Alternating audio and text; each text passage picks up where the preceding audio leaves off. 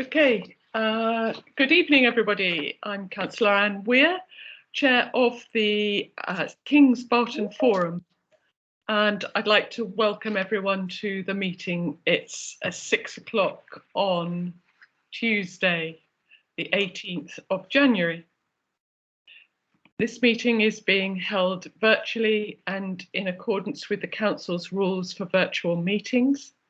Councillors are reminded that although this meeting is being held remotely, they're regarded as being present in a meeting of the Council and they should observe the normal rules of behaviour. First of all, please can I ask everyone present in this virtual meeting that your microphones remain muted and your camera is turned off while you're not addressing the meeting. This will reduce background noise and avoid any unintentional disturbances. Can members ensure that their mobile phones are now switched off or on to silent? Please can I also advise that the open parts of the meeting are being audio recorded and live streamed from the Council's website. In addition, a video recording of the meeting will be uploaded to the Council's YouTube channel after the meeting.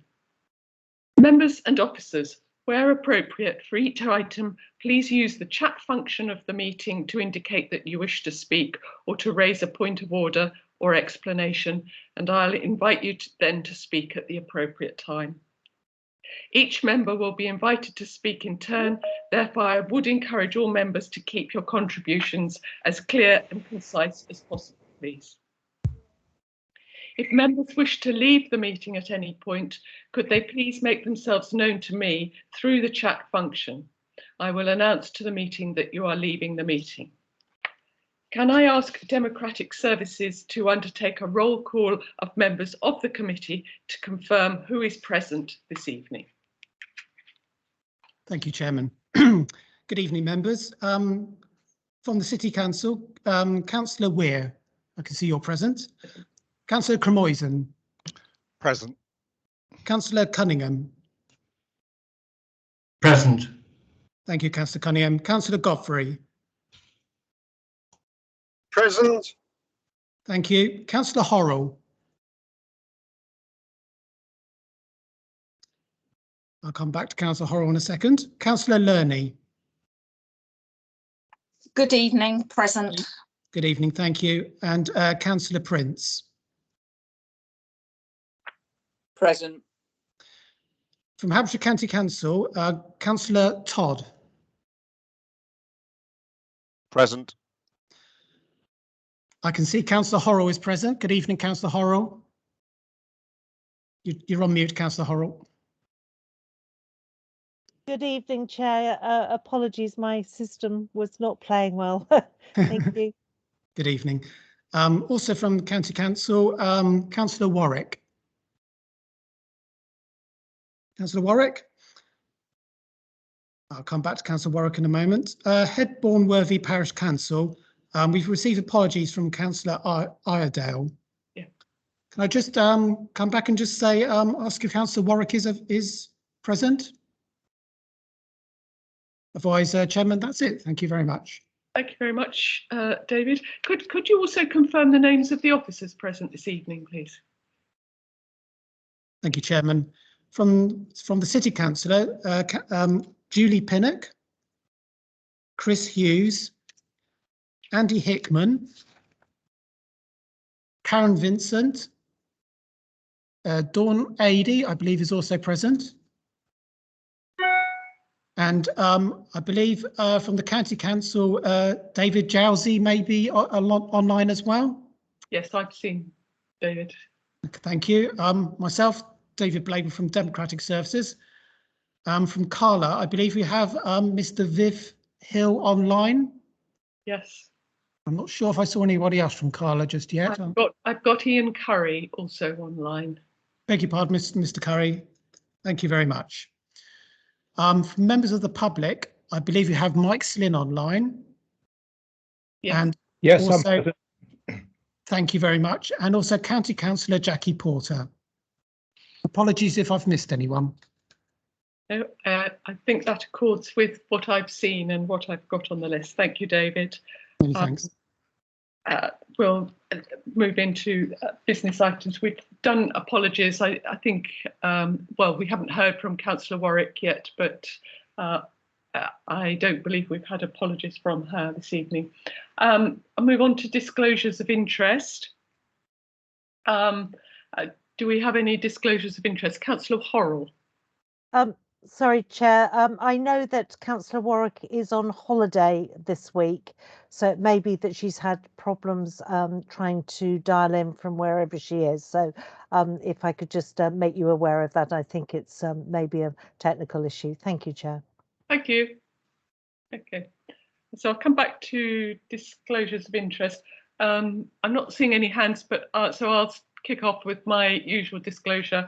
I'm a trustee of the University of Winchester Academy Trust, and we operate the Barton Farm Academy. Is there anybody else at the moment who wishes to make a disclosure of interest? If not, I can't see any hands. So we'll move on to public participation. And our usual order on public participation is we'll start with the Kings Barton Residents Association, followed by members of the public and then visiting councillors. So Mike, would you like to introduce thoughts from the KBRA? Thank you very much, Chair. Right, well, I'm hoping that everybody's had a chance to read the joint report between ourselves and Carla Holmes for a meeting that we had last week. I think that's clear. There are a number of points in that note, that minute of the meeting. I also wanted to mention that since we last met, we've had a very successful social event in the development. Obviously, it's been difficult with COVID, but we did get together in the main public park in 1B, section area 1B of the development, and we had a bouncy castle. We had some games and refreshments, and it must have been getting on for about 100 people at the highest point attending that. So that was a big success. We've also been progressing with HCC, understanding where they're coming from. We understand that the traffic signals on Andover Road for pedestrians will be in place by this autumn. We haven't heard anything about the design of the Winchester Avenue. That's still to come, but we have heard that thankfully we will now be getting a surfacing of the main Ridgeway pathway between Andover Road and the school. This is heavily used by dog walkers, but also very importantly by children with parents attending the school, and it gets very muddy, and it's really a mess when mums and dads are trying to push chairs and prams along that Ridgeway. So I'm hoping there's somebody from HCC who can confirm the date, and that date for the surfacing is sooner rather than later. And then just to bring you up to date with our committee, we lost our chair. She had a baby and she has other things on her mind at the moment. Our chair was Katerina Zucker. So we're looking for a chair. We've got 6 new members on our committee, but we haven't as yet selected a chair. And at the moment, the business of the committee is being managed by myself as vice chair, by Mel Ardale, who's also a parish councillor. She is our secretary, and Ed Spooner, who is our treasurer. Thank you very much, Chair. Thank you very much, Mike. And I'm not sure whether everybody's got questions. I also have an apology to make that I missed item 3 on the agenda. I'm obviously a bit out of practice doing these remote meetings and switching from one device to another. But I think I'll take this first. Does anybody have any questions for Mike? And then we'll come back to the minutes of the last meeting. Okay.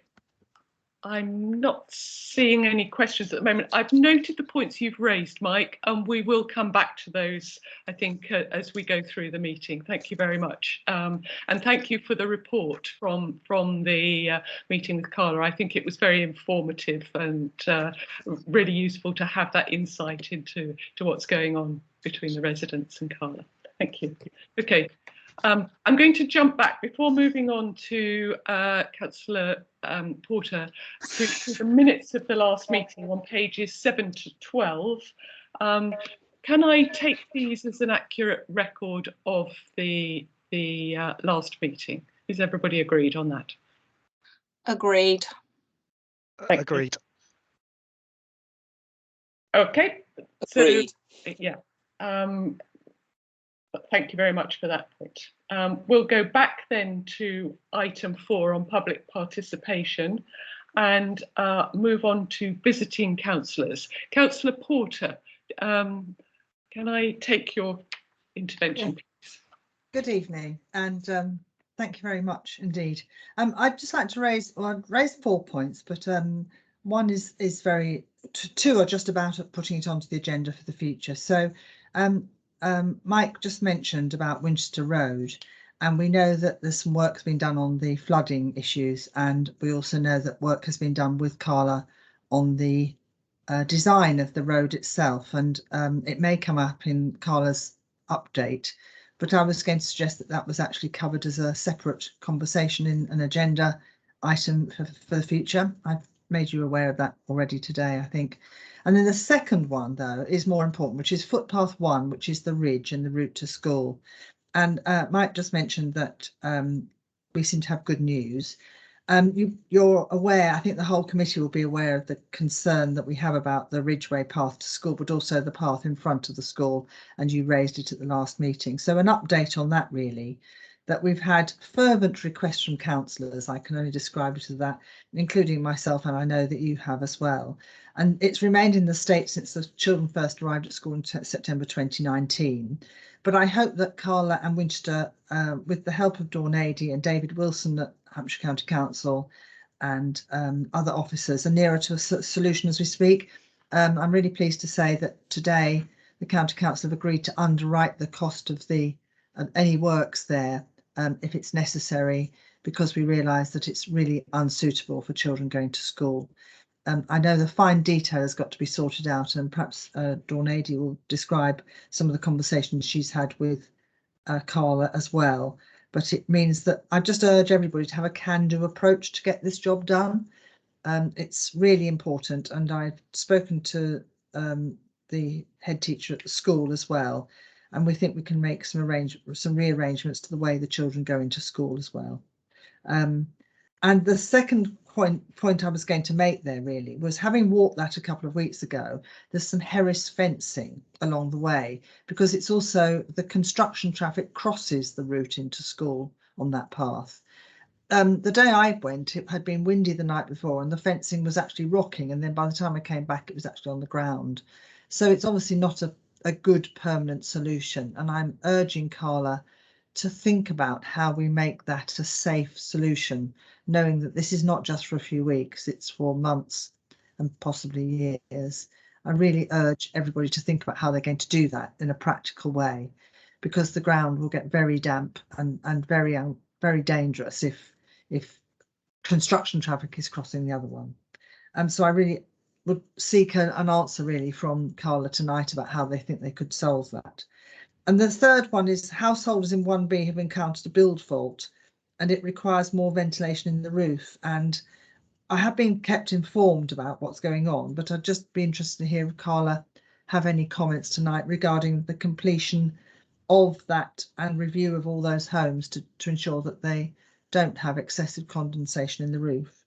I really welcome that tonight. And the last one is that Wellhouse Lane bridge works are progressing, but I'm anxious to see how the foot and cycle path links to the development, because they should be completing that in tandem with the Wellhouse Lane bridge works. I think it's actually mentioned in para 9 and 10.1 of the schedule.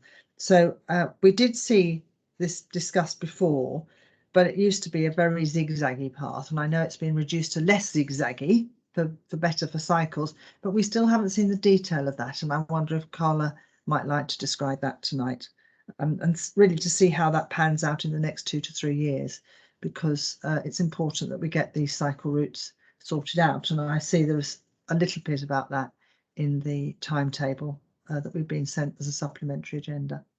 Thank you.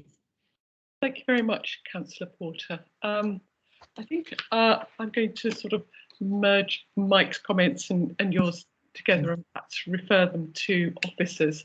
I'm just wondering, sorry, I'm just having slight difficulty at the moment seeing everybody in the room. So we'll come back perhaps to that. I'll take the points. We've got a couple of points, both from Councillor Porter and from Mr. Slynn, on around the Winchester Avenue and the issues there.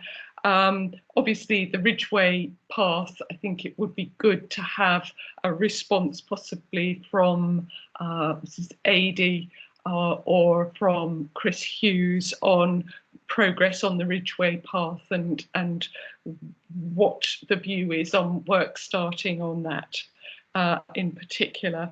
And maybe we could come back to Councillor Porter's points on the build faults and the bridge works, the Wellhouse Lane works, later on when we come to looking at the implementation update. Mr. Slynn, I have you on camera again. Did you want to make another comment? Are you unmuted, Mike? No, you're still muted, Mike. Right. Sorry, Chair. No, I did show my face because you said you couldn't see me, but I'm assuming you don't actually need to see me. Am I right? No, I'm looking at a list of people in the room, just keeping track who's with us. Thank you. I don't need to see you. That's great. Okay. So that is public participation. I just also wanted to say sort of congratulations to the Residents Association for their successful social event. That sounds like a real milestone for you all, and I hope there will be many more as we move ahead. And good luck with finding a replacement for Katerina, who obviously has been a very active and passionate champion for the Residents Association over the years.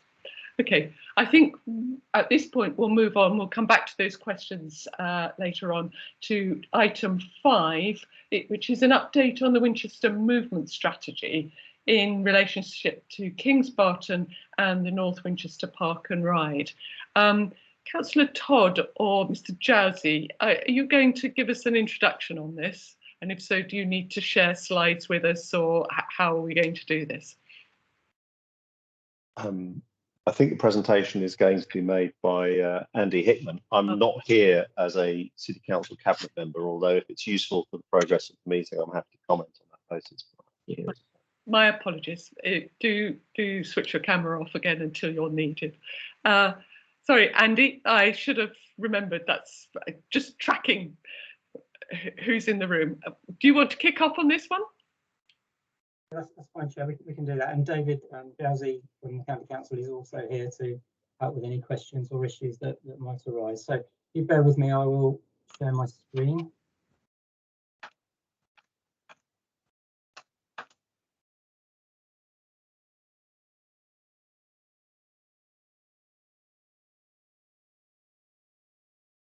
Okay, can you see that my screen? Can you see the PowerPoint?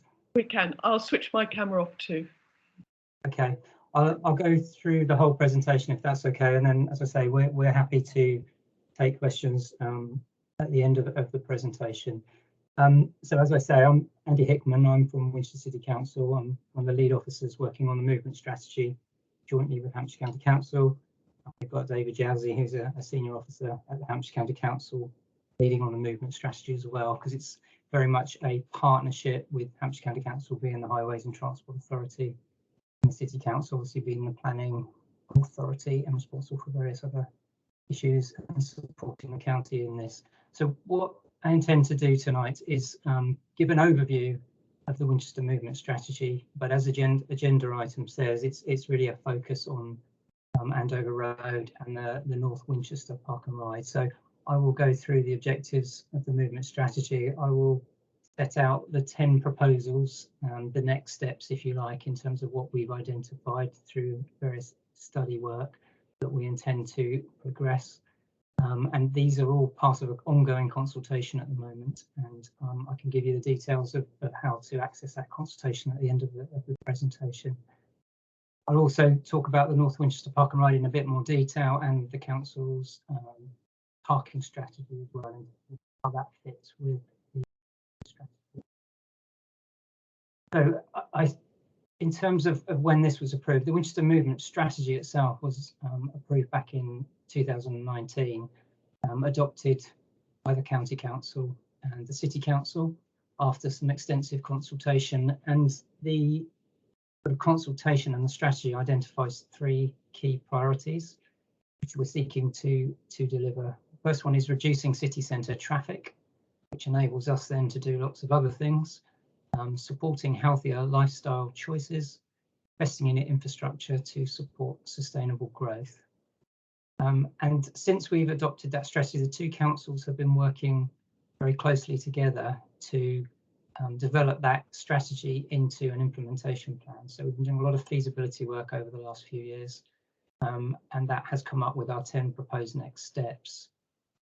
We've also developed a local cycling and walking infrastructure improvement plan for the city, and this has been developed and is still being developed through engagement with businesses, cycling and walking stakeholders. So we've made some good progress, and there's a lot more detail on all of these things on the County Council's website under the Winchester Movement Strategy. There's the 2 reports that we've prepared, stage 1 and stage 2 assessment reports, which gives you a lot more information than I'll give you tonight. This is really just an overview.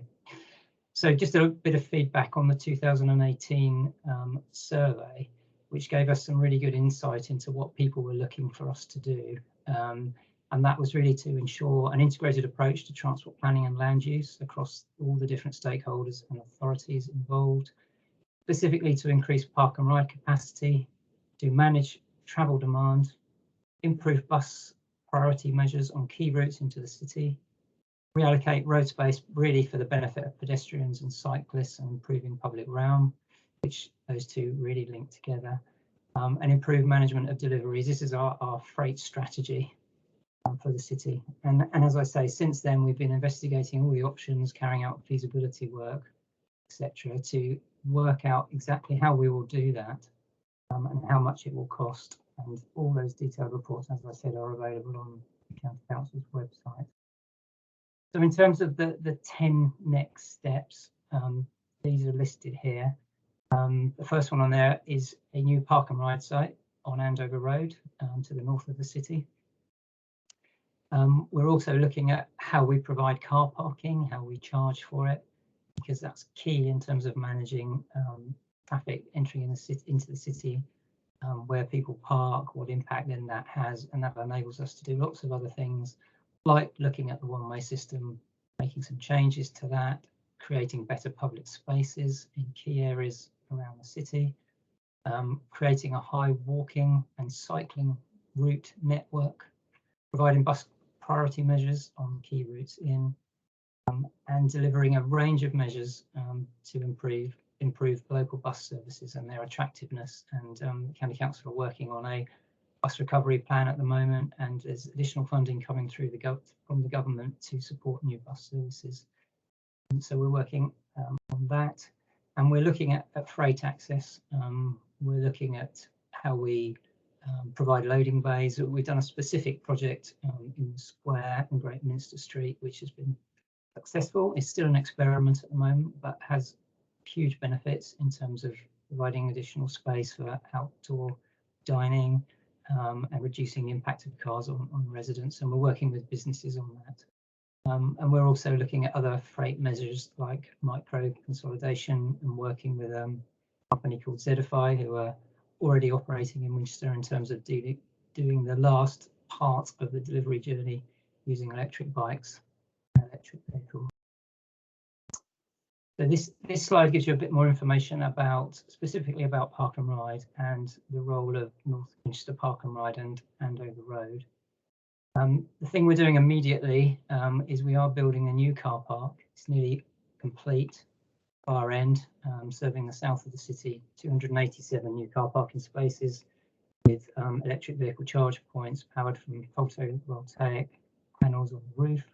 And that's the first part of our strategy, and that then enables us to start looking at our parking provision in the city centre and releasing more car parks for other things.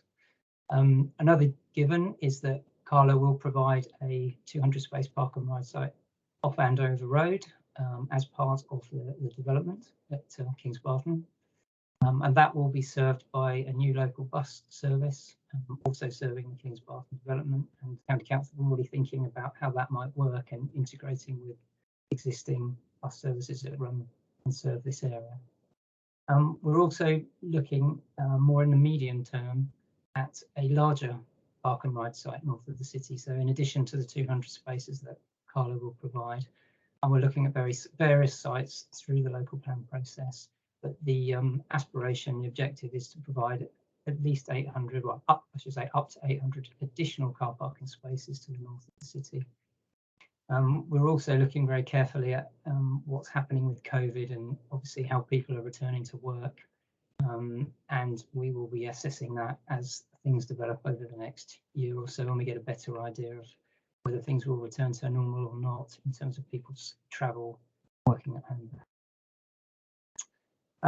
There's also the planning application that's in place, which routes the Andover Road through the Kings Barton development, which then provides Andover Road with additional cycling and pedestrian facilities. And we're looking at that as part of this consultation. And we fully acknowledge that there's a planning application in place, but we are exploring views about potentially could the Andover Road be used by park and ride buses only if we had a large site to the north. So we'd be very keen to get views on that, and then we'll have to have conversations with Carla and with County Council about whether we potentially change the strategy in the planning application or not. As I say, we're very much considering it. It's not a done deal by any means. And we're also looking at additional bus priority on Andover Road to the city centre as part of that overall strategy. And this slide is sort of outlining our parking strategy, which is a core part of the movement strategy. So we are seeking to support improved air quality in the city centre and reducing traffic movements, vehicular traffic movements through parking charges and use of environmentally friendly vehicles. So we'll be bringing some reports forward in the spring, probably in March, setting out how we would further develop our parking policies and strategies to achieve that. In the meantime, we're putting in electric vehicle charge points across our car parks. We are increasing park and ride capacity. And we have identified already that a proportion of our parking income, our parking revenue, will be used to support bus services and enhanced park and ride services. And we will be developing this three-ring approach that we have to our parking strategy, whereby the most central car parking in Zone 1 become increasingly more expensive, and then the Zone 2 parking and the Zone 3, the park and ride, will be cheaper. To encourage people not to drive into the city centre, either to park and use a bus or to park and walk from those car parks. And just finally, this is details of our engagement in terms of how you can access the information, how you can actually submit comments, and the closing date for the consultation there is Friday the 11th of February. And that is the end of the presentation. Thank you very much, Andy. Before I sort of open it up to questions, are there any comments either from Mr. Jowsey or indeed Councillor Todd on this, or shall we take questions first and you can come back later? I'm not seeing Martin jumping in, so I'm happy to take questions. I have Councillor Cunningham. Thank you, Chair. Thank you very much indeed. Andy, thank you for your presentation. have a very quick question for you, just a quick one. In the 2018 survey results, you mentioned a number of things. Can you tell me how many people actually responded to the survey that you ran, which informed the Winchester Movement Strategy? Yes, I can. I think I can do that. If not, David can help me. I think there were around about 2,000 submissions. I wasn't actually involved at the time. David, do you know any more detail on that? Yeah, there were two engagement exercises in total. I haven't got the exact numbers to hand, but I think it was in the high hundreds on each of them. So together, certainly, over 1,000 responses in total. Over 1,000. That's okay. Thank you very much indeed. Thank you. Thank you, Councillor Cunningham. I have Councillor Lerney next.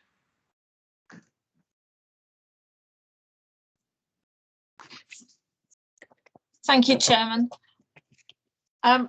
Obviously, in terms of this meeting, the key concern will be around the Andover Road. The proposal to run high-speed buses down the existing Andover Road doesn't seem to be compatible with that also being a key cycle route into the city, particularly in the light of LTN 120. So how would that conflict be dealt with? You want me to pick that up, Andy? You're happy to, David. That would be useful. Thank you. Yeah. So I think the first point of clarification is that our proposals aren't fixed at the moment about sending buses down Andover Road. Where we're at is that we're proposing a park and ride site to the north of Winchester, off Andover Road, to make that as attractive as possible. We'd like to look for opportunities where there might be ways of having reliable, quick journey times for people using that park and ride.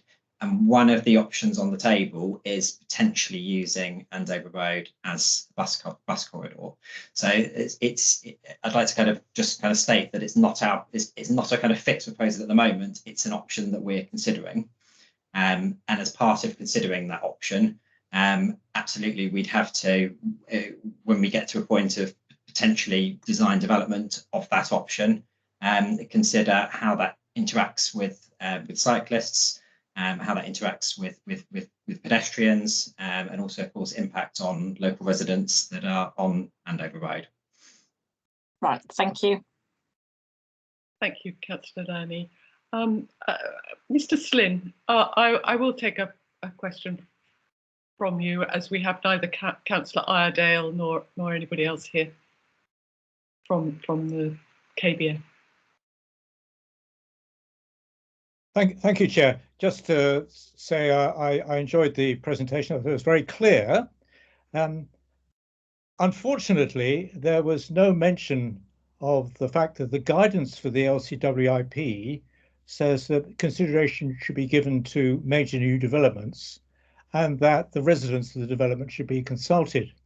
The result is that we haven't been consulted as residents, and there is no proposal in the WMS for improvements for cyclists and pedestrians between the development and the city centre, and this is very disappointing.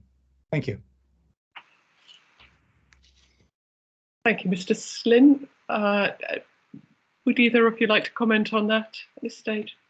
I can start. I mean, obviously the consultation is still open, so we would welcome comments from the Residents Association.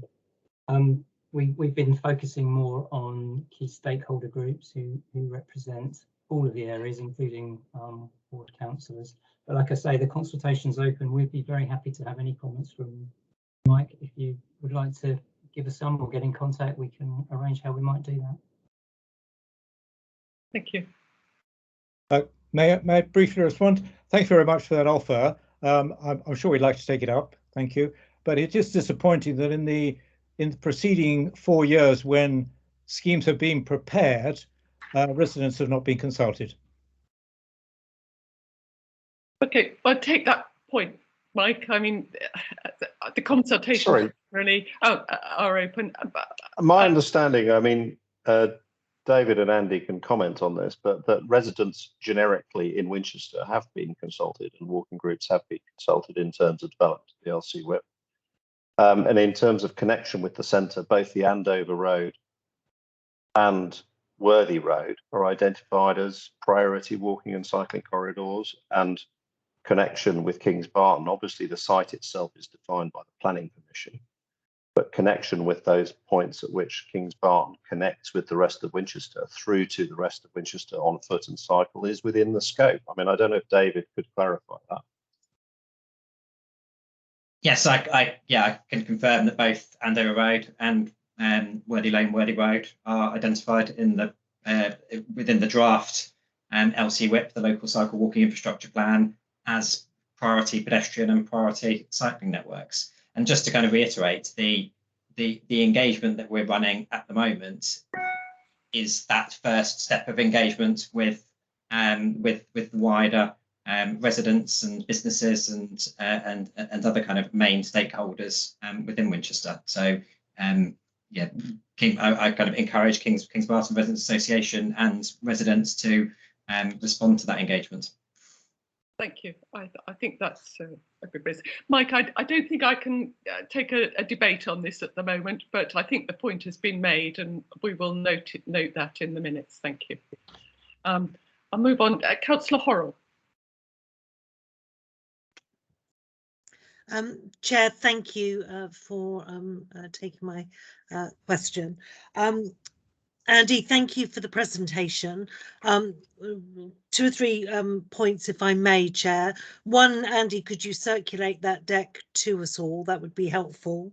The Sir John Moore delay in their exiting of the site, which had been identified as an opportunity for a park and ride location. You didn't mention that this evening, but obviously that puts some additional pressure on a potential solution. Would you be able to comment on that further, please? Also, you indicated, I think it was 800 of that order, cars in your presentation for the park and ride.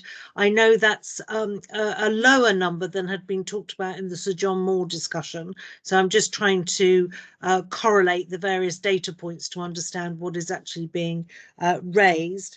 And also just to clarify with our Hampshire colleagues that at the moment, the planning permissions that have been granted mean no through traffic on the Andover Road.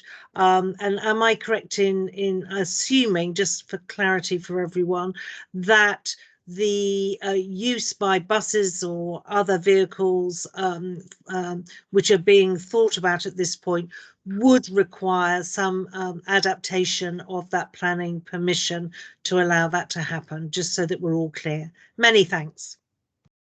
Thank you, Councillor Horrell. Andy, do you want to kick off on that, or? Yep. Yep, I can start, and then perhaps David can chip in if I miss anything. I mean, in terms of potential sites to the north of the city for park and ride, obviously we have been in discussions with the developers of Sir John Moore Barracks, and those discussions are ongoing. There are other potential sites as well. It could be a case of the city council or county council buying a piece of land and doing it independently. So we're very much not decided on what the site or the strategy is. It's ongoing, and it does depend on various conversations. And again, the number of spaces is fairly it is fixed through the movement strategy in terms of our demand, but all of our assessment was pre-COVID. So we will have to have another look at that, as I said earlier, in terms of how people return to work and what business strategies are in terms of flexible working in the future and what longer term effect that has. So that could affect that number. It could mean we need a smaller, potentially, car park, but that work is ongoing, and we really want to hear what people think about our strategy and what the issues are, so we can take all that into account. In terms of the planning application, I think you're probably better placed to answer that question. Yes, yeah, thank you, Andy. Yes, if we were to do any changes to any of the junction designs that are part of the existing permission, then that would either require a new planning application or a variation of the planning application.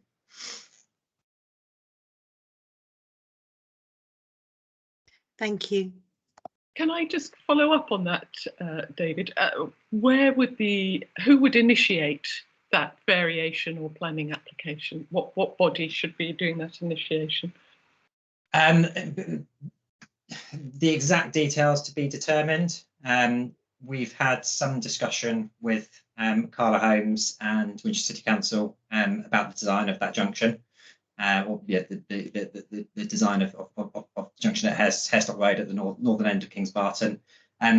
If we were to look to change that design, any kind of final design would have to take account of the engagement that we're doing as part of the movement strategy now. It would probably fall on Hampshire County Council to do an updated planning permission. But like I said, those discussions are still live at the moment. Thank you. So just to come back, so Hampshire would be the planning authority to which any variation or new application would be made. The planning authority would be Winchester City Council in terms of determining the application. Sorry, I'm not quite sure of the question, Councillor Weir, but Winchester would determine any application as they did with the original Kings Barton. But who actually puts in the application, it's still exact to be determined, but it would likely be Hampshire County Council. Okay, thank you very much. That's helpful.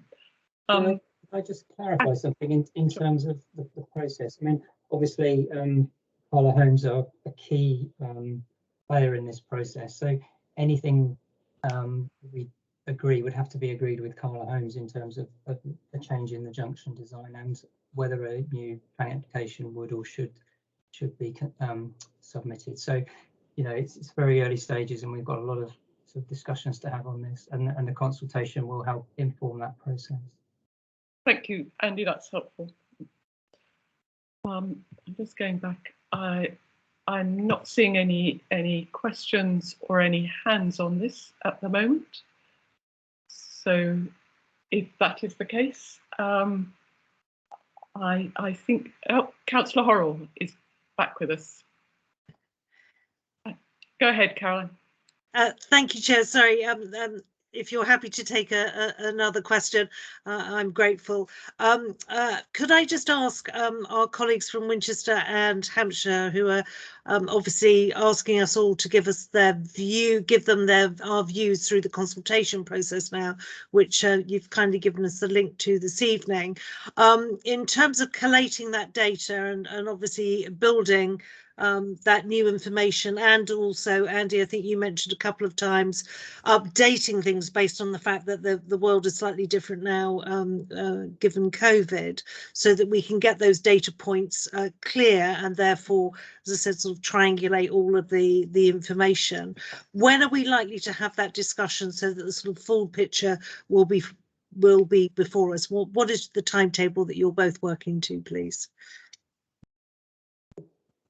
I would imagine, the Joint Movement Strategy Board will be considering it shortly, but I think what we're planning is once we've sort of collected all the results and assessed them, we will kind of have a look at the priorities and review to see whether the 10 priorities are the right priorities, and taking on board any more detailed comments as well through the local cycling and walking infrastructure improvement plan, which is sort of as ongoing, separate but linked consultation as well. And then I would imagine, and David might want to comment on this as well, we would probably have a decision day in terms of comparing that, taking that forward. Is that right, David, at your end? Yes, yeah, that's right.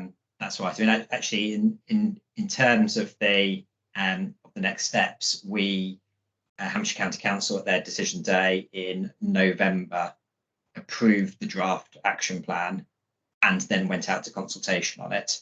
So we would look to do a exec member decision day, probably in the summer, updating the exec member with those results, and as Andy said, potentially changing the strategy based on those results. Thank you. Chair, can I just clarify then, that will that come back to both Winchester and Hampshire for discussion in terms of the sort of joint bodies of both councils? I think that's the intention, Councillor, yes. We have a joint Winchester Movement Strategy Board, which has representation from both Hampshire and Winchester. But each authority will go through their own process and decision day to approve any changes to the strategy.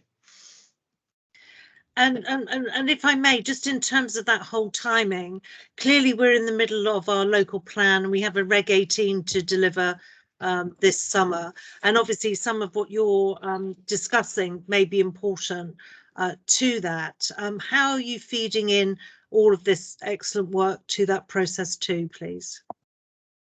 We have regular meetings with the local plan team. I think there was one yesterday, in fact, to make sure we're completely aligned and make sure as things change and develop in terms of both strategies that we carry on doing that. So yeah, that's an officer process which is taking place. Thank you, everyone. Thank you. Thank you, Councillor. Thank you, Andy and David.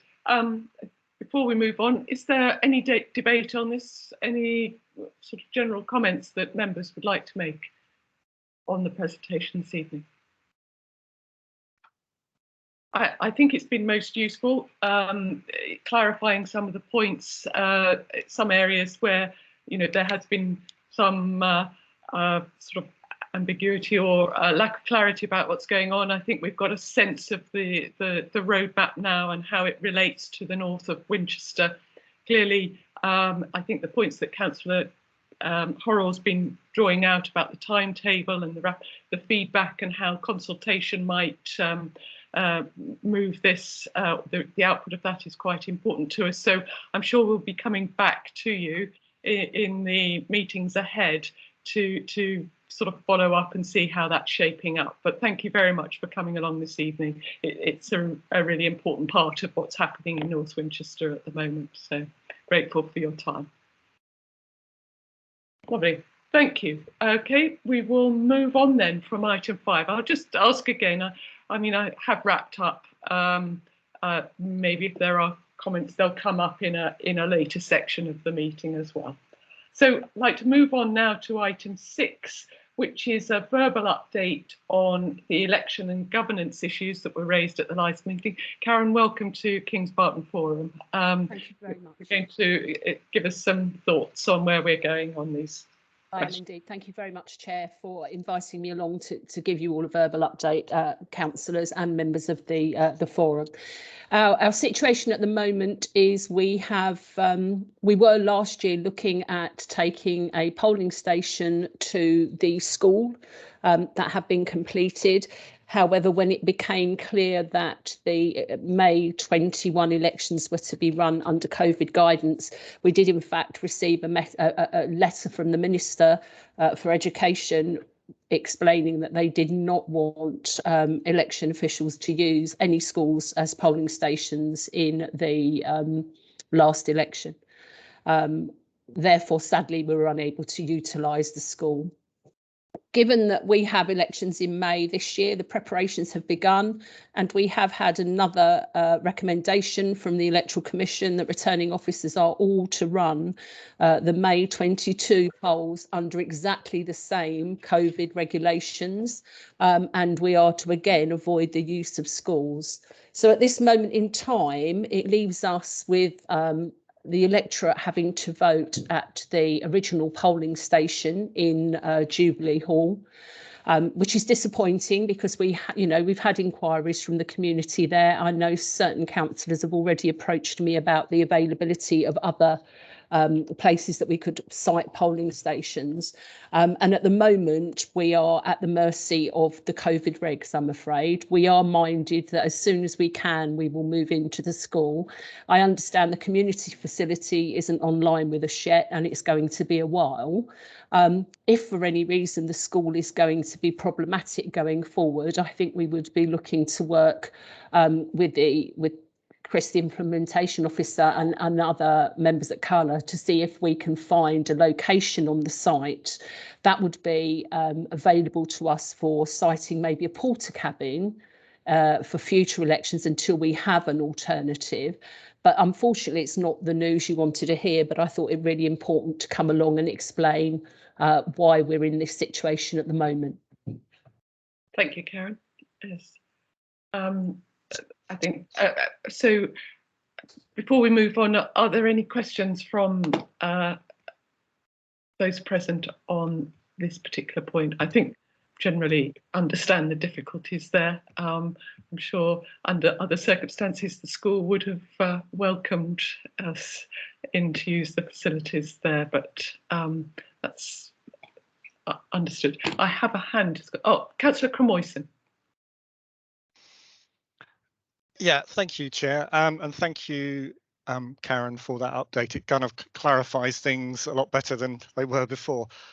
You kind of mentioned that, you know, there might be a feasibility of the kind of porter cabin approach if there isn't a permanent building that can be used. Just thinking ahead to 2023, I think it is. What would be the lead time from the point of view of governance and, you know, all the procedures that you have to go through for that decision to have to be made? I'm really thinking, is this something that we'd have to look at sort of starting in June or July, or is it the sort of thing that can wait until November? That's the kind of thing I'm thinking of. No problem. Thank you, Councillor. Our situation is we are currently firming up our polling stations for this year. If we were to want to deploy a porter cabin, the sooner we do that, the better, because they are a limited resource around election periods. They are incredibly expensive. Dare I say, if we are in a better or a clearer position with COVID regulations, etc., I would dearly love to think this is the last set of elections I'll be running under those special measures, in which case we could have early ongoing conversations. We had started a conversation with the school, but when it became clear that the COVID guidance was very strongly against the use of schools, and then the minister issued his letter, that is what stopped us going to the school. So initially, we would prefer to go to the school. Siting a porter cabin can be quite a nightmare. There's, you know, we need it's not just the hire of the porter cabin, it's craning it into position, it's the generator and everything that goes along with that type of temporary building for a short term. So our first choice would be the school. But if that was to be out of bounds due to any other reason, I think if we're going to be waiting some considerable time for the community facility to come online, it would be more feasible for us to be monitoring the elector numbers there and then to be looking at an alternative arrangement for that emerging community. Okay, I think I understand. All right, thank you. Thank you, Councillor Cremoyson. Karen, in our minutes from the last meeting, we also were looking for an update on the number of parish councillors. Were you going to come on to this? I was going to. I thought if I separated them into two matters, if everybody's happy and content with, I mean, not happy, but content with the answer regarding the polling station, I'm happy to talk to you about councillor numbers and, you know, the situation there, if that's what you're ready for now. Let's move on to that one. I'm not seeing any other hands. Okay. So any increase or any change to the number of parish councillors does require a formal community governance review. And out of that community governance review, there would be a number of possible outcomes. So there could be a straightforward increase in the number of parish councillors at Headbourne Worthy. The emerging community there could decide that they want to form their own parish council, and they have, you know, people that are prepared to support that idea, or they may feel that they have more in common with another parish, another nearby or bordering parish. So there are definite outcomes from a community governance review. That it's not just an automatic increase or decrease in numbers. And what I would say to you is I'm about to embark on a community governance review for North Whiteley. That's going to run from the end of this month for the next 10 to 12 months. And when that has been completed, we're very content to look at the governance arrangements for sort of the new development alongside Headbourne Worthy and the Littleton and Hairstock, because they have some issues I think that want resolving. So it would be sensible to perform a community governance review that involves those three communities, and have that in a situation whereby we can come to some conclusion there. Okay, thank you for that, Karen. Members, have we got any questions for Karen on that particular point? In the meantime, obviously, my understanding is, there are quite a lot of pressures on the Headbourne Worthy parish at the moment. I was going to ask if there were any ways of responding to that in the short term while we wait for the community governance review. Unfortunately, Councillor, there is not a very simple way to resolve that. I note that for a while the Parish Council have had one less member than they are allowed, and I know that's the difficulty recruiting people, especially if they feel that there's a heavy workload because of an increase in electors locally. So I do understand that. But that formal review is how that number would change in any way, shape or form. And the reason I'm suggesting that we look at those communities together is because of if we were to carry out a review purely on Headbourne Worthy, we could find ourselves in a situation where we increase the numbers, and as that community, the community at Kings Barton grow, we may then find ourselves very quickly having to revisit that review. And as I say, the review period is a good period of a year because there are two quite hefty consultations that need to take place during that for it to be effective and for it to take on board everybody else's views. Thank you. Yes, that is sound to me. I've got Caroline Horrell and then Steve Cremoyson. Councillor Horrell. Thank you, Chair, and thank you, Karen, for helping us to understand the governance elements. My experience of some of the governance pieces is that they're hugely important. I was party to the discussions with Littleton and Hairstock before, and not everyone always really, sometimes it's hard to get your head around all the implications of that. Local government rules are not always the most scintillating. Apologies, but that's how some people feel that to be the case. But I think it's quite important that you gather in as much information as you can. I think your local councillors could be a help here. I think it would be great if we could be involved.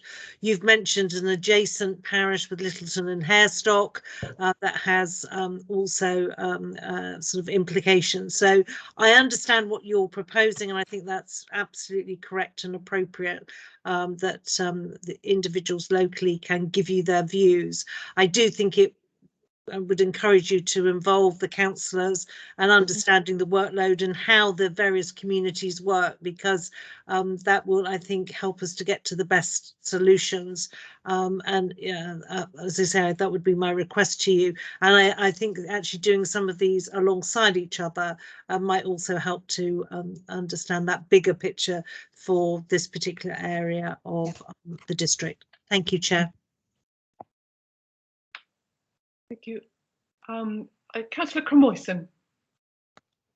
Yes, thank you, Chair, and thank you, Karen, for your explanations. You may have already kind of answered this, but and I think Councillor Weir referenced perhaps Headbourne Worthy Parish Councils starting to wrap their head around the scale of what's involved here. And I mean, part of it is elector numbers, but it's actually probably more to do with just the scale of change, because, as a parish council, if things aren't changing much, there's relatively small things, you deal with it, it's a small job. But when you've got a huge MDA in your backyard, there's a lot of stuff to get through. So I think it's as much that as it is about the number of electors. Now I'm going to ask you a question which I hope you take in the right spirit, but you talked about doing the governance review for North Whiteley, and so on down there, and then moving on to Kings Barton. How feasible would it be to run the two in parallel, so that in effect the Kings Barton, the review that we need for this area actually happens sooner?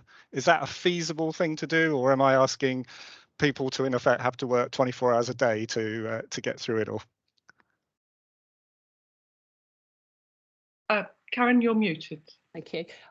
Councillor Cromwell, I think it's a reasonable question. The situation is, as you can imagine, governance is not my only role. I mean, as governance manager, it's a key part of what I'm here to do. The running that new North Whiteley governance review will require lots of public consultation, open meetings, etc. So I hear what you're saying, because it's very similar work being repeated across the two pieces, but it from a resource point of view, it isn't feasible to do that, bearing in mind we have the department and myself have responsibilities for a vast number of array of things, and I would rather do one very well and then move on to the next one. You know, there is wide scope for reputational damage when we undertake these reviews, because there are parts of the community that may feel that we don't reach out to them, and it's really important that we put the groundwork in, and through the consultation, you know, make sure that we are engaging with everybody we can possibly engage with. And I think clearly one well done at the end of the year rather than two piecemeal would be what we're looking for. So that's the answer realistically. And with regard to, if I can comment on Councillor Horrell's points, what we would be doing is we would be setting up a forum that would oversee the review, and, you know, work with us and work on who we should be making outreach to, so certainly residents associations, parish councillors, and we would be looking to have a group of maybe ward councillors, some parish councillors, residents associations, people on those forum with us, so we can take views and they can feed into the stages of the review as well. That's very helpful. Yeah, I think appreciate the detail that's involved here, and the importance of getting it right. Yeah, and there are factors, I think, pressure in Kings Barton, which would, you know, suggest earlier better, but equally there's going to be a lot of change in Kings Barton still. So in some ways, if we can help them and support the community and the parish council in that sort of transition period, I think that's going to be important too. Councillor Cromwell, did you want to follow up on that at all? No, just to say, well, I need to say thank you. That was an excellent explanation, and I guess the upside of that approach is there will be some lessons learned from doing the whole thing down in North Whiteley, and those can be applied in Kings Barton. So excellent. I totally agree with you. Thank you. May I add something, Chair? I mean, alongside that work will be work with my electoral services manager, because we have a responsibility to review all of our parliamentary polling stations before the next general election. So that will also feed into some of the work we'll be doing on any community governance review, and hopefully alleviate some of the pressure on those smaller polling stations if we can identify new polling places for communities that are suitable for parliamentary general elections. Then we'll be looking to adopt those going forward. Again, that will be done in consultation with members across all wards. That's really helpful. Thank you very much, Karen. You're welcome. I'm not seeing any further questions. Do we have any debate on this particular item? No, I'm not seeing any voices. I think it's good to have it laid out, Karen. We can see what the roadmap's going to look like now, and it will inform our conversations with the parish council and local residents. And hopefully we can find somebody who might like to take up that vacant seat on the parish council as well. That would be great. It would. Okay, thank you very much. Thank you. Okay, we'll move on now then to item 7, which is the Kings Barton implementation update. Chris, over to you. Thank you, Chair. I have a very short report for you. With the vagaries of the diary this year have meant we've had meetings very close together, and indeed we've got another one coming up very quickly shortly after this in March. So my report is very brief. Hopefully members have had a chance to have a look at it. For phase 1B, I was talking about the remedial works in terms of landscaping that have been happening. For phase 1A, it's very nearing completion now, and sales are happening off phase 2A, which is good news. People are buying immediately off plan, which is very good news. And the local centre, which I believe is an agenda item for the next meeting. We've had an initial presentation from CALA about their ideas for what it will look like and how things will be arranged. And we're quite positive about those so far, my colleagues in the urban design and planning team. And we're hopeful that we'll have a more updated and more complete proposal for the local centre to be presented to us in March. For the benefit of local members, and that'll be the kind of kicking off point for wider consultation with the public and obviously residents association and anyone who's interested, to let them know what's going on. So if there's any questions specifically on that, Chair, then I can move on to the points that were raised by Councillor Porter, but I'll pause there for a second. Well, I'll just kick off. Did just want to clarify on the timing regarding the local centre consultation and any planning application. I'm understanding from what you've just said that there will be pre-planning application consultation with the local community. Have I understood that correctly? And do we have an idea of how much time will be allowed for that and what format that might take? You are correct in your assumption. Yes, I may ask Viv to chip in a second, Viv Hill from CALA, just to clarify exactly what their timetable is. But yes, I think we all acknowledge the importance of this local centre to the community and to the wider the infrastructure of Winchester. So we're all very well aware that we need to get this right, and we need to make sure people are on board with what's being proposed.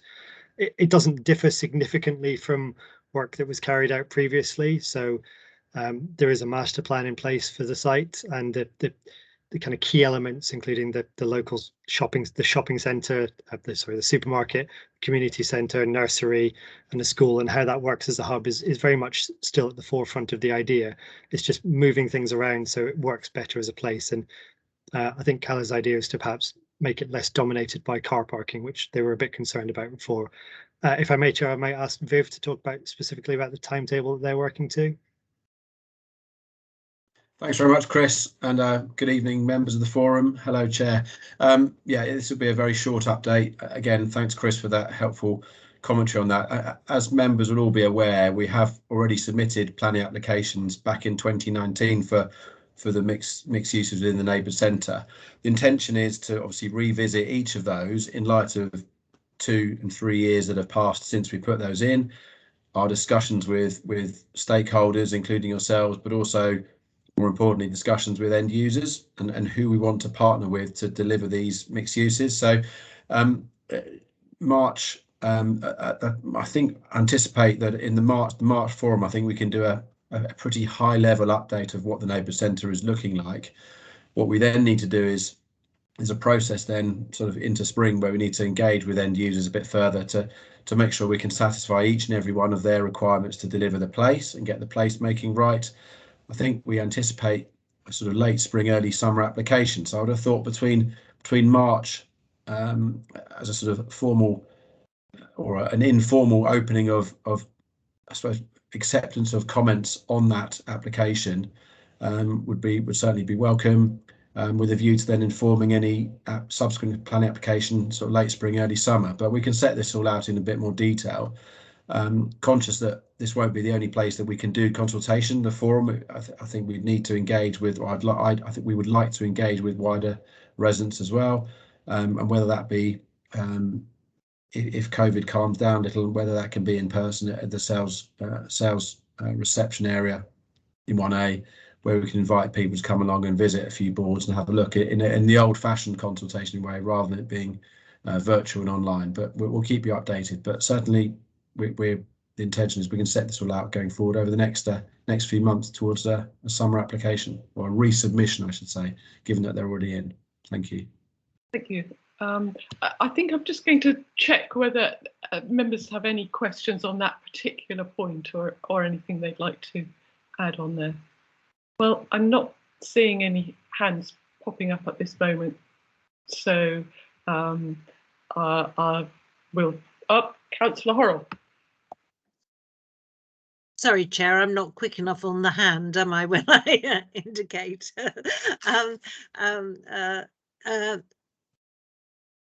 Very keen for us all to have an opportunity to understand what is being proposed, and clearly discussions are going on with Carla and officers at this time. But I would just encourage everyone to make sure there is sufficient time for that review. And also, given the prior discussion we had from the officers from Hampshire and Winchester regarding the movement strategy and the road and parking and all of these elements, really important that all of these pieces of the puzzle come together, and therefore to understand all of the input we're receiving. So we're going to have a consultation on the movement strategy. We'll have a view about some of the elements that will impact this. We're going to have consultation on the centre. Can I just ask Chris and others to make sure that that comes together as a proactive and sort of positive piece of input, so that they can all work collectively and understand everyone's views. There's quite a sensitivity to all of this, I think, and we should make sure that officers guide us through that dialogue appropriately to ensure that that is all taken on board. Thank you, Chair. Thank you. I think that's noted. I'm going to take a quick question from Councillor Crimoyson. Yes, apologies, Chair. I too was a little bit slow getting my hand up. Yeah, I just wondered, Viv, if you have a sort of draft list of the different bodies, if you want, if I can use that word, that you're planning to consult. You know, I'm thinking, of course, Headbourne-Worthy Parish Council, but I guess there'll be others. And I wondered if you have a draft list that you are in a position to share. And I think, if I'm not mistaken, I think Chris at Headbourne-Worthy Parish Council last week mentioned some organisation which I think is kind of a specialist organisation, in effect, how to kind of go about creating a community centre. So it kind of provides expert advice. Is that on your, you know, can you confirm that that's on your radar screen and you have a list of these things, and we can kind of at least consider whether there's anything that we can think of that ought to be on the list, or that we think ought to, and make the case for it? Just for clarification, if I may, Chair, I think Councillor Crimoyson is referring to a design review panel. That's it. That's it. Yeah. Thanks, Chris. Yeah. Yeah, I mean, historically, we've engaged with a whole range of stakeholders, and like I said, it's been a while since we've had the ability to run events like this, and we've previously held them in the Guildhall. We've held them on site up in 1B in our customer reception up there, and I think from then we've invited all members of the forum. We've invited all local parish councils, and whether that be Headbourne-Worthy and wider Littleton Parish, and local residents, including the Residents Association themselves. So in the world we live in, where WhatsApp and Facebook are pretty prevalent, I'm sure word would get out that we were seeking consultation. So we'd welcome. There's no one we wouldn't want to speak to. All I can say is that, yeah, look forward to meeting you all in due course, personally. Okay, fair enough. Yeah, thanks. Thank you, Viv. Okay, I've got Martin, Councillor Todd. Yeah, this is a question about Appendix 1, the infrastructure timetable. It slightly brings. Just wonder, just before you ask the question, was there something, Chris? You hadn't quite finished your presentation, and I think we've moved on. Unless Martin, it's relating to the question about the community centre. I was going to let. No. Okay, so if you want to carry on with the community centre, yeah, that's fine. Yeah, and then we'll come back with further questions. Thank you. Okay, happy for me to move on, Chair? I am. Thank you. I was going to talk about the infrastructure timetable, which I think Councillor Todd was referring to, under the 106 section, which I think is item 8. We're technically moving on to. So the Section 106 obligation table hasn't really changed since last time. I do thank Dawn for her comments on the clarity of the document. I tried to be corporate and made Winchester a dark red and Hampshire a dark blue, but she pointed out that putting Winchester in red made it look like everything was now overdue. So I quickly reverted back to the white that's perhaps easier to read for everyone. So there's nothing particularly to update on the 106 tracker. We're still in the process, hopefully very close now, of agreeing the deed of variation with Hampshire County Council, which will move some of the triggers that have been that were probably unrealistic in the initial drafting up of the document to make them more realistic. One of the things that's happening on site at the moment, has already been mentioned, is the Wellhouse Lane path.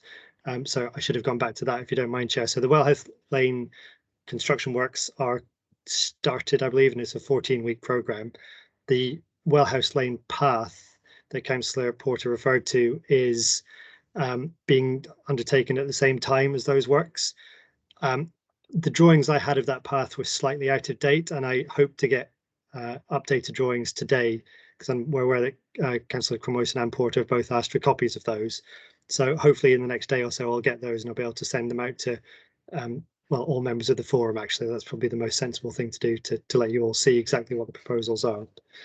But in terms of the timetable, I'm going to try and share my screen if that's okay. It didn't work very early. It didn't work earlier on.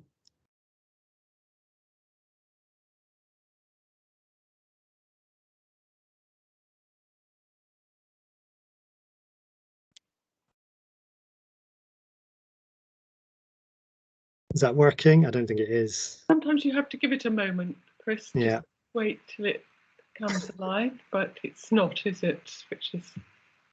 No, it wouldn't work for me earlier on. Is there a?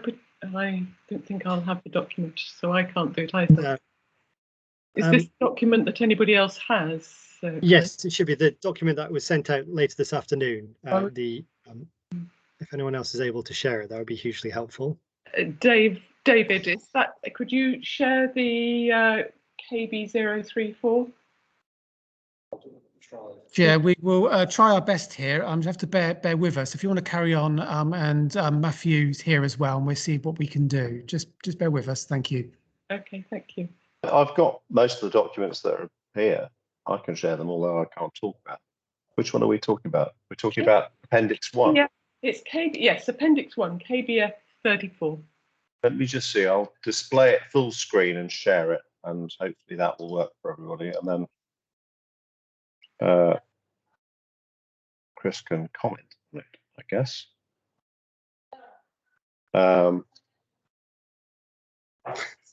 Hold on. Is this the one we're talking about? It is indeed. Yes. Yes. Shall I zoom in on it, because it's quite small? If you wouldn't mind. So I will act under your instruction. Anything that happens Chancellor. is not my opinion, it is Chris's. So, as the forum have requested, this is a timetable, quite a high-level timetable of when development is going to be taking place, and it's particularly focused on highways triggers for fairly obvious reasons, because those are the main infrastructure items that CAL have to deliver. But it also can be applied to other elements, like when the community centre, for instance, is going to be delivered, and at what point we're going to have the types of numbers in the community that would perhaps warrant the community governance review that we talked about earlier on. So hopefully CAL have split over the next 4 years or so into the numbers of dwellings that we're expecting to be occupied, both affordable and private units. So we get up to just under 800 by 2026. Thank you, Councillor. So what I suppose, to explain what will be delivered by that point, obviously the road diversion has to happen by 650 occupations, so we're looking at 2024 for that, and then the local centre has to be completed by 1,000. You'll see that phase 2B, thank you, if you wouldn't mind stopping there, Councillor. Phase 2B, which is the local centre, is scheduled to start in 2025. So that's when the things like the supermarket and the community centre and all the infrastructure around about there, and importantly the pub, which the local residents I know are very excited about, comes online then. So just to give an indication of when things will be happening. So I think what I need to do is add a bit more detail to this table to show exactly what things we're expecting when. So for instance, in phase 2A, there's a large play area. So I think members will be interested about knowing what kind of time that will be delivered and the kinds of things that will be delivered in each phase, which I'm happy to add in terms of a bit of commentary for everyone's benefit. But hopefully that gives a bit of an indication of what the kind of timescales we're looking at are at the moment. And I think Calla would expect me to say, obviously, this is all subject to the world working in the way we're expecting it to, and COVID getting better, and all the problems that may exist, that may come about, not coming about. But if there are any questions specifically on this, either myself or perhaps Ian or Viv might be able to give an answer on it. But I think as an initial starting point, this is quite an important document. It tells us what we're working towards in the next 4 years, which seems like a realistic timetable at the moment for Calla to provide us with. Thank you, Chris, and thank you, Barton. I think we could take the screen sharing away now. Thank you. Okay, so I haven't got any hands or questions at the moment, but I'm going to take a deep breath. Martin and then Steve. Councillor Todd. Please ask your question. Yeah, no, I had a question. So coming back to the whole Hairstock Road junction question, and I can see that David Jousey is still here. Well, I hope he hasn't stepped away from his computer. Which is that showing a planning approval in September this year. Is that when we, and then it says design in principle agreement with Hampshire, and then detailed design. So it'd be quite useful to understand what those steps actually mean and what's referred to when it says planning approval. And are we talking about a planning application going through the process, being approved by a committee towards the end of this year? Is that what we're talking about? Can I start with that, David, if you don't mind? So Calla has planning approval for the Northern Junction. It was approved as part of the line consent. So that is in place. So what needs to be undertaken is the detailed design review work and work with Hampshire County Council to ensure that it fits all their parameters and ideas. What may happen alongside that is a further application, as David mentioned earlier on, that may overlay that already existing consent. So we are all aware that it's a tight timetable, and it's certainly something that we're looking to push on with as quickly as possible. But that effectively implies, just for my understanding, that we should see the Hampshire agreed with Calla take on what an alternative junction application would look like sometime this year. Is that right? Sometime in 2022? Because otherwise I don't see how that, or if a revised plan comes forward, will it include some of those design in principle agreement, presumably, at that stage? I'm just interested in terms of timings and what this section looks like if a revised plan comes forward. Gentlemen, I can see Viv has got his hand up. Would you like to come in on this? I'll attempt to. I think ultimately phase 2B, which is one of the next applications that we're taking forward, includes the neighbourhood centre, includes all the land to the north where the Hairstock Road junction is. So it includes the recreation pitches and the extension of the avenue, Winchester Avenue, through to that northern junction. Now, it's imperative for us to create the place that we open up and connect the phases, connect 2A, 1A with 1B. To do that involves linking, well, building the road, building Winchester Avenue through the scheme, through the neighbourhood centre, and connecting those phases so that people can then start to travel between the phases. So I think the graph we're looking at is about us getting taking what we have consent at the moment, getting that technical approval and delivery of that junction so that we can then start thinking about building the road through the avenue and connecting the phases, regardless, putting aside any discussions that are ongoing with the movement strategy. At the moment, we can only work with what we have, which is the detail, which is the outline consent of that northern junction. That's what we need to we need to be thinking about detailing up designing so that we can ensure the road can be opened by the 6:50 occupation through the neighbourhood centre. So it's disconnected. I think our schedule it doesn't bear any relationship with the wider movement strategy at this stage, if that clarifies the point. But from your point of view, if I understand correctly, I mean, this shows construction starting in about April 2024. And I think that's right. And essentially saying you'll be into very detailed work in 2023. So we need to have locked the Northern Junction by the end of 2022, effectively. Is that the sort? Am I understanding this graph right, or is that the sort of timescales we're talking about? It's just helpful for my understanding. Yes, I think in terms of the rough timescales, your interpretation is correct, and I just want to reiterate what Chris and Viv said in terms of these being kind of two separate processes between the planning application and the movement strategy. So to put it maybe another way, just for understanding it, the train starts rolling for the current design of the junction in about August, September sort of time, effectively, is what we're saying. So there may be a sort of challenger design that's better and fits with the movement strategy, but things are going to be moving sort of at pace towards the end of the year because they have to be.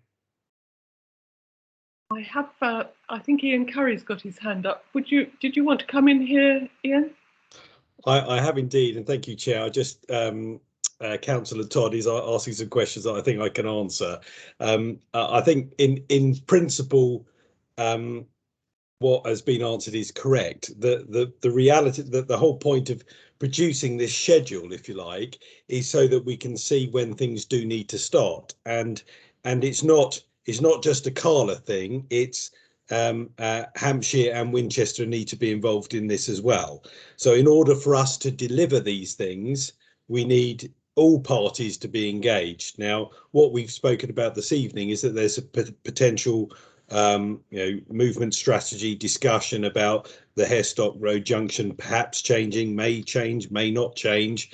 So what this highlights is that if we don't know what's happening by the time we get on with detailed design, either we get on with detailed design and we implement what we've already got planning for, or potentially if we don't know what we're going to build, then things have to slow up.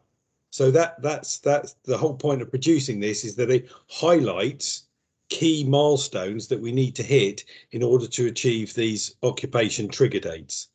So what Councillor Todd is saying is absolutely correct. He's saying, well, if you've got to implement this junction by this date, you need to start doing the detailed design by this date.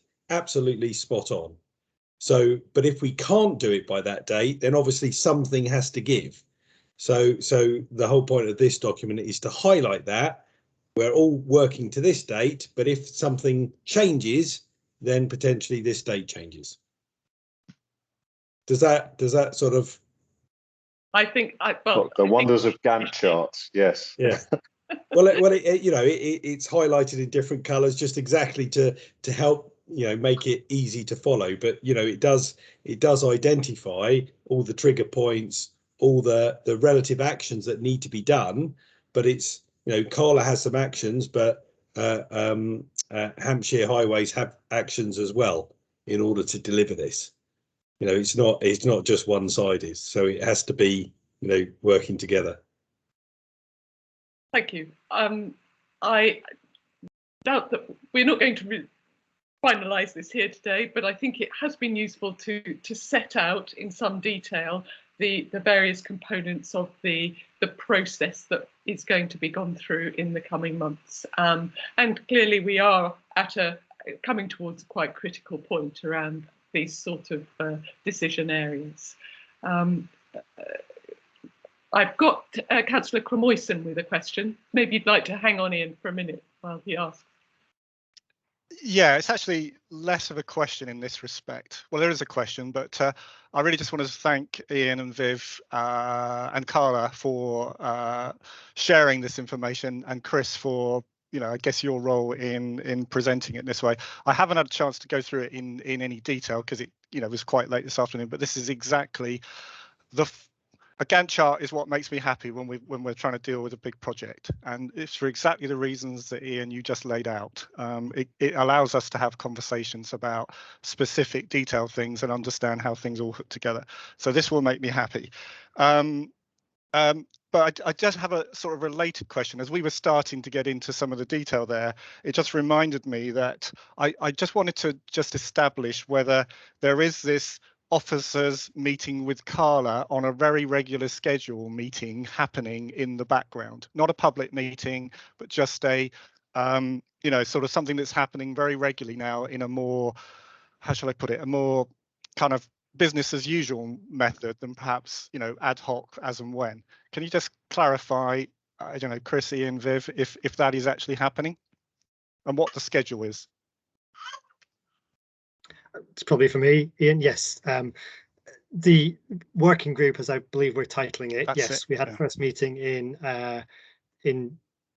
early this month or January. It was end of January, I think it was. And the intention is to have them around about monthly, as diaries allow. It's very much an open discussion between 7th of January. Thank you, Dawn. It's very much an open discussion about what's going on and what the things coming up are. So talking about that timetable was one of the items that we discussed. We have colleagues from Hampshire attending, which allows us to talk about the highways agreements as well and how that's all going to fit in as well. And we'll continue to have those discussions with the relevant organisations, be it could be the Hampshire and Isle of Wight Wildlife Trust, or it could be other bodies within Hampshire or others as well. So it's very much an informal working group where things that are happening are discussed, and things that may cause problems are identified in terms of roadblocks. So yes, that is happening, and it'll be round about monthly, so we'll be able to discuss those items at future forums as well. That's perfect. Thank you, Chris. I did have another question, but it was related to the Wellhouse Lane path up, well, that whole project. Is that a separate agenda item to pick up later, Anne? No, I think I suggest you put it now. Okay. Steve. So my specific question in relation to the Wellhouse Lane closure and so on, and the work that's going on there, is by the end of the 3-month closure, will the path actually be built going all the way up to the Ridgeway and linking into some of the existing roads, or will it be a bit like the path that's been built from Barton over towards the site, where it's commonly referred to as the path to nowhere? I know that's a bit unfair, but because you can actually walk through, but it's an incomplete path at the moment. So coming back to Wellhouse Lane, will it actually be completely built right up to the Ridgeway so that people can walk all the way over and perhaps even cycle as well?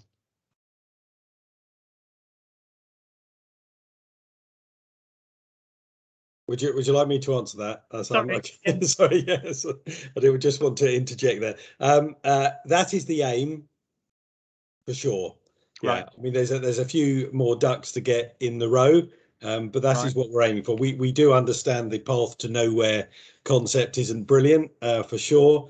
A lot of this, or not a lot of it, some of it is out of sequence works, because we haven't developed certain areas. So the footpath from, I don't, what you call something might be different to what I call something, but from phase 1B up to the sort of Wellhouse Lane area, some of that will be the hogging footpath, for want of a better description, but some of it will be on the edge of the farmer's field. So there will be a route. It won't be all of it won't be a paved footpath, but there will be a footpath. Yeah. So that our intention 100% is to get that in. The contractor that is doing the works at Wellhouse Lane, which is quite a complicated thing to do, will also be doing the same works on the footpath area. So whether it's sequential, parallel,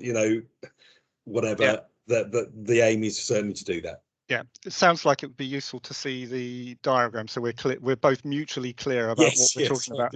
And just to be clear, it's not about I'm not trying to put pressure on you here. I'm just trying to get really clear so that we can manage expectations within the community. So if we say something is happening, we know it's backed up by what you've told us and shown us on a diagram.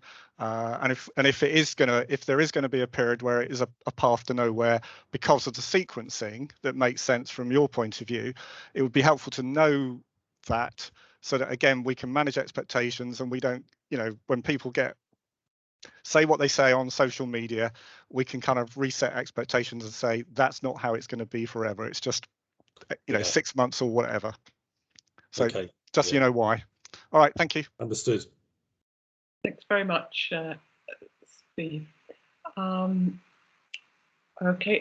that hand has gone. Chris, was there anything else in your report that we need to pick up? Or just pick up the Porter's questions? If not. It was Councillor Porter's questions I was going to go on to. The ventilation in the roof issue, if Ian isn't aware at the moment, he probably won't be able to provide an answer, so it may be something for after the forum. So if he puts his hand up now, I'll know he knows what we're talking about. Well, I just want to say I don't know what you're talking about, just to save any ambiguity. So very happy to find out, but at this stage, new one on me, so I'd need to find out a bit more. Yeah, so we'll come back to that and we'll let the forum know either via the next report or a separate communication to let you know what's going on. The footpath, there was correspondence today about, as Councillor Porter said, about getting it delivered using Hampshire County Council money.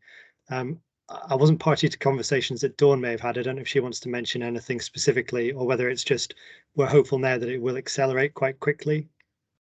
Thanks, Dawn. Thank you. Yes, good evening, members and everyone joining the meeting. Yes, just as Councillor Porter said, Hampshire did agree today to underwrite the SIL money that they've applied for from Winchester City Council so they can move faster. I know Julie's been instrumental in the process for that SIL application to make sure that goes through quickly and smoothly. So clearly dependent on the SIL decision. So that was the update. That was looking like that was coming forward really quickly. Could I just add, with regards to the path, a conversation in that meeting of the 7th we had with Carla, and it was John Richards in that meeting, one of the directors of Carla, who was very sympathetic to the muddy paths around the school and did offer with the path directly around the school to make some sort of temporary accommodation for it while we look at the long-term solution. And Hampshire were invited to send them the right map with the right path on it, just to make sure we were all talking about the same path. So that should be in train as well. Thank you. Thank you, Dawn. I will pick that up. Well, Chris may also pick it up. Just to add to that, there's a meeting, it should be in the diary now, just to talk about exactly that between Cala and the school. So that should be moving very quickly as well. And the other item was about the avenue. I think Councillor Porter mentioned. I think she mentioned that might be an item for a future meeting. I don't think there's anything specific you wanted me to talk about. Yeah, we'll pick that up. I think it was looking at the flooding issues on the Winchester Avenue. So perhaps we could pick that up in future meeting, because I don't think we'll have anybody ready to answer on that. And I think we need to understand better what the issue is that we're trying to address on that one. So yeah, that is fine. 1 minute. That's all for me, Chair. Thank you. I'm just getting back to the agenda. We've looked in some detail now at the triggers. Have I got any other questions from members present? I can't see any questions coming up, and I'm not seeing any debate, any final comments that anybody would like to make at this particular time. And I'm sorry if I'm missing you, but I am not seeing it. Caroline, here we go. Councillor Horrell. Thank you, Chair. I just wanted to say, actually, I thought tonight was really helpful in clarifying some elements and giving us advance information and various reports. I think it's been a really good step in trying to, because there are a lot of things going on, a lot of plates spinning, and I think it's been really helpful. So thank you to all those officers and colleagues who've prepared things for the meeting this evening. Just wanted to show my appreciation. Thank you, Chair. Thank you, and I agree. I think we've got through some quite meaty material this evening, and also a sense that there's a real sort of map coming forward of the journey that the Kings Barton development is on, and hopefully we can keep that updated and bring everybody with us in the months and years ahead. We've got a few items coming back to the next meeting. Obviously, I think one of the key points on the next meeting agenda will be the proposals, the evolving proposals for the centre, the Winchester Avenue, and I think there may be some points still to pick up on from the previous minutes. You see, we'll be watching with interest developments around the community governance review, although that's still a year away. I think we need to track how things are going in Whiteley and pick up on that. And if there are any questions or issues that anybody wants to bring back to a future forum, do get in touch with me or Chris or Julie and let us know, and we'll look into it and try and get it scheduled in for the forum. And as I'm not seeing any further hands, and I do believe we have reached the end of the agenda, I think we've covered the triggers quite thoroughly. I would thank you all for your participation and say good night. Thank you, Chair. Good evening. Thank you, Chair. Thank you. Good night. Thank you, Anne. Chair.